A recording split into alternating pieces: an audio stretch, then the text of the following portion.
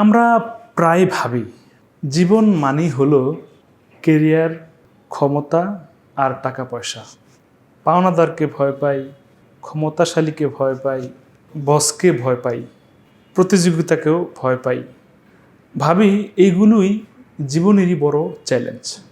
পাওনাদারকে ভয় পাই, সে টাকা নিয়ে যাবে। ক্ষমতাশালীকে ভয় পাই, কারণ সে পদোন্নতি আটকে দেবে।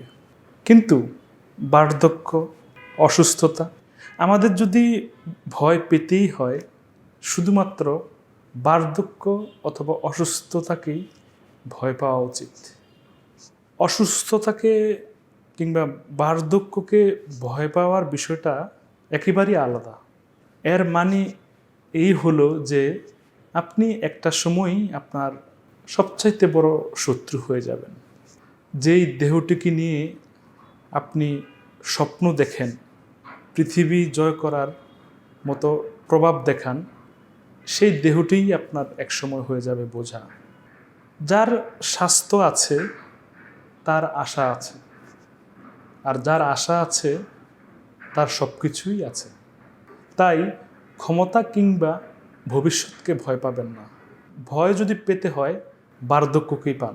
ভয় পাবেন সেই নির্মম দিনটির জন্য, যেদিন আপনি আপনার শরীরের নিয়ন্ত্রণ হারিয়ে ফেলবেন।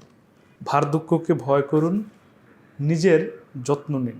নিজের যত্ন নিতে ক্ষমতা, সম্পদ কিংবা টাকা পয়সার দরকার হয় না। নিজের যত্ন নেওয়া মানেই ডায়েট কিংবা এক্সারসাইজ নয়। নিজের যত্ন নেওয়ার মানে হলো বর্তমান আপনাকে ভবিষ্যৎ আপনার জন্য বিনিয়োগ করা।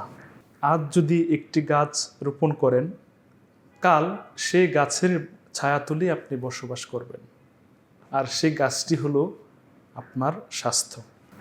নিজের যত্ন করুন। ভয় যদি পেতেই হয়, তাহলে শুধুমাত্র অসুস্থতা কিংবা বার্ধক্যকেই ভয় করুন। কেননা এমন একটা সময় আসবে যে আপনিই আপনার স্বাস্থ্যের শত্রুতে পরিণত হবেন। তাই ওই সময়ের মুখোমুখি না হতে চাইলে নিজের যত্ন নিন, সুস্বাস্থ্যবান হন।